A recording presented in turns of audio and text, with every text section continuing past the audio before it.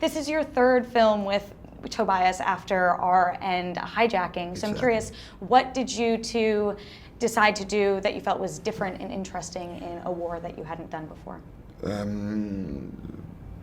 a funny thing with this, and that is that Tobias actually approached me with the idea to a war before we did a hijacking.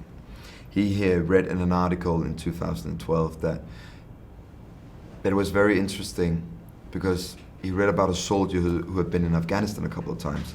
And this soldier wasn't afraid of being killed down there. He was afraid of being prosecuted back home in Denmark, because war is very complex. War is not black and white. We have a tendency in the society today that we want to simplify things. You simplify your Twitter account, you simplify Instagram, you simplify on Facebook. You're showing off you have a cool life. I don't have any downsides. But with real life things, it's not black and white. There's so much more gray nuance to them. So that's what we wanted to portray with this film. I thought it was really interesting reading what he had to say about it, that since he hadn't been to a war, he felt like he wasn't able to really shine a moral light on it, and he just wanted to depict how that experience was affecting Denmark. So I'm curious for you, how accurate is this movie in a depiction of how war has affected that country and its citizens? How accurate is this picture? Or just, in your experiences with your friends and family? With my friends and family, when they watched the film, they thought it was very realistic. This somehow we made a film that is fictional, but based on a documentary style. And when I look at documentaries today, they become more and more fictional. So maybe, and I'm sticking my head out now, maybe this film is more realistic than some of the documentaries you see. But I'm not saying that all the documentaries are fictional, if you understand. But for me, this film is extremely realistic. I worked with skilled, trained soldiers who have been in Afghanistan, who have been in Iraq, who have been in Kosovo. These people took me in under their wing and they taught me how to be a head of command. And it was just a gift. I actually felt in this production that I was the amateur among professionals. I think that this movie does something really interesting where it challenges the viewer to ask, what would you have done in Klaus's shoes in this situation? So curious, what would you have done if you were placed in this hard predicament? My brain tells me I would have done the right thing, but my heart tells me I would have done what I did in the film was the right thing. You have a guy lying, bleeding, dying, and you need to take control. And how do you take control? You drop some bombs on the ones who are shooting you. So I would defend my character like I would defend every single character I've ever portrayed, even molesters. Yeah, because that's how I take my characters very seriously. All of them come from within, So I think Pilou thinks that he did the right decision. Maybe a courtroom thinks something else.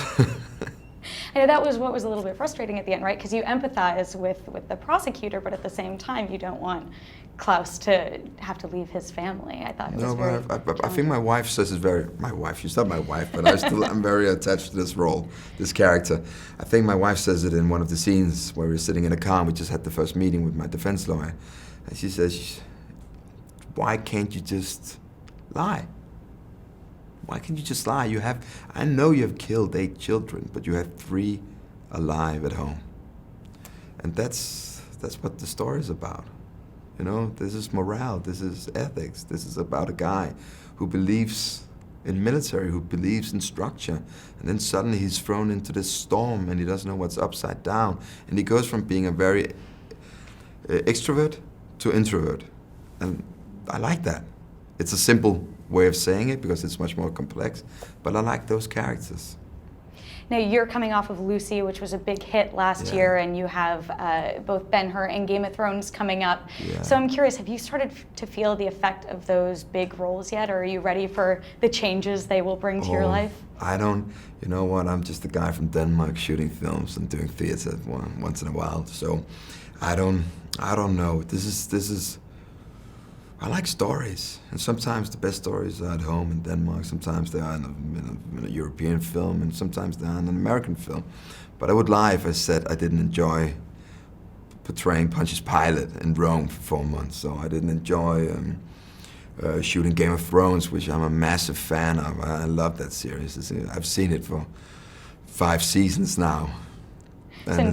No. No one's shooting photos of you in restaurants yet, you know. No, thank God not, and hopefully never. I would hate that. It happens in Denmark, but not as much as. You called us film nerds, so I wanted to talk to you a little bit about Ben-Hur. I mean, that is a story that already has such great significance in our film history. So I'm curious for you, now that you've filmed, what do you feel like this new take on the story is bringing that's special and relevant now? A new director, a new adaptation, a new actors.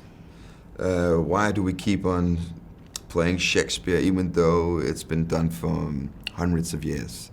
Why is a new adaptation of Hamlet so interesting? It's because how we interpret it. And that's the reason why they made a remake of Ben-Hur. But you know what? The original one is not the one with Charlton Heston. Right, yeah. So that was a remake as well. Just so we know that the film that we're all referring to, and, you know, it's not is even, a remake. Yeah, and it's not even like that was the only take on the story. No, exactly. So it's interesting.